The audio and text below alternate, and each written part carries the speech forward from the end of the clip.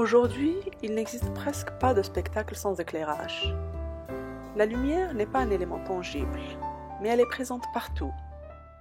Elle donne une couleur à la scène, éclaire les décors, ainsi que les comédiens.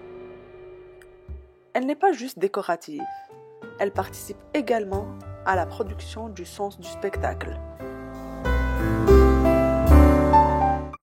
Pour nous aider à comprendre l'éclairage, nous avons posé nos questions à un éclairagiste. Je m'appelle Cédric Delorme-Bouchard, je suis concepteur lumière pour le théâtre. À quoi sert l'éclairage au théâtre? En fait, la lumière au théâtre, ça va servir à toutes sortes de choses pour placer, par exemple, le lieu dans lequel on se trouve, une route ou une forêt, placer le temps de la journée, le temps de l'année, faire des coupures, des transitions, des changements, permettre des changements de costume dans l'obscurité, créer des ambiances. Ça peut aussi suivre le dialogue intérieur du personnage. En fait. Étape de création d'une conception d'éclairage. Première étape, l'inspiration. Disons, la première étape, que j'appellerais l'étape de l'éponge, mais c'est là qu'on va emmagasiner tout ce qu'on peut autour du projet sur lequel on travaille. Et là, on parle toujours du texte, mais je fais de la conception lumière pour la danse aussi. Il n'y a pas de texte. Et même en théâtre, des fois, le texte n'est pas toujours écrit au début. Donc, il y a d'autres manières de travailler. Mais disons qu'on parle d'un texte qui est quand même le plus habituel ou le plus traditionnel. Ça va être de se gaver, si on veut, d'inspiration autour de l'univers du texte. Ça peut être autour de l'univers historique. On peut aller au musée, on peut regarder sur Internet, fouiller dans les livres, faire des croquis, des dessins, visionner des films. On va vraiment emmagasiner du matériel d'inspiration qui n'est pas nécessairement juste des choses qui sont en lien avec la lumière. Ça peut être en lien avec vraiment absolument tout ce qui pourrait se rapporter de près ou de loin à l'univers dans lequel on est en train de plonger. Et ça va commencer à bouillonner dans la tête et de là, les idées vont sortir. Rencontre avec le metteur en scène et les concepteurs. Ben oui, la première étape, c'est avec le metteur en scène et, je dirais, plus largement, l'équipe de conception. Okay. Le scénographe, le concepteur sonore, le concepteur vidéo, parfois lorsque la vidéo, concepteur costume, accessoires, marionnettes, des fois aussi, selon les projets. Donc, c'est avec cette équipe-là parce que la lumière va travailler avec tout le reste.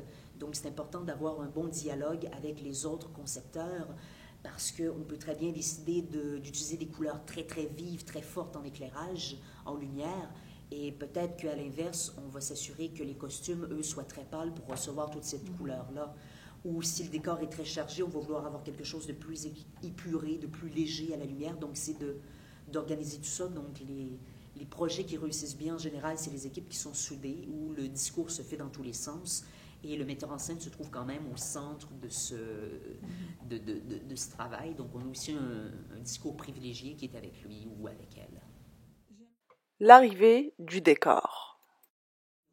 Ce qui est pour moi, en tout cas, l'étape la primordiale, c'est lorsque la scénographie, le décor va prendre forme. Parce que, comme je disais, c'est pas parce qu'on se retrouve dans le texte dans une cuisine que le décor va être une cuisine. Ça peut très bien être un grand plateau nu, coloré, abstrait, avec des bassins d'eau, par exemple. Ça peut être très, très différent de ce qui est écrit dans le texte. Et c'est à partir de ça que vraiment je vais commencer à travailler sur ce qu'on appelle le plan d'éclairage, qui est là où le côté artistique et le côté technique vont se rencontrer. Parce que c'est beau avoir toutes ces images-là, toutes ces idées, après il faut être capable de les concrétiser. Et pour ça, il faut connaître les différents projecteurs que la salle de spectacle possède. Il faut aussi travailler sur les plans d'architecture du décor pour être capable de tranquillement bâtir le plan d'éclairage avec la position de chacun des différents projecteurs, chacun des différents circuits électriques et comment tout ça va être installé de manière efficace pour réaliser les idées qu'on a en tête. Quel conseil donnerais-tu à un jeune éclairagiste? Je dirais l'important avant même de penser à la technique, c'est d'avoir les idées et pour ça, il n'y a pas de... La lumière, c'est très abstrait et en même temps, on n'a pas besoin d'aller nulle part pour la regarder, elle est partout. Donc, portez attention au lever de soleil, au coucher de soleil. La lumière dans les maisons, vous allez visiter les lustres, les abat-jours, la manière dont le salon est éclairé, dont la chambre est éclairée.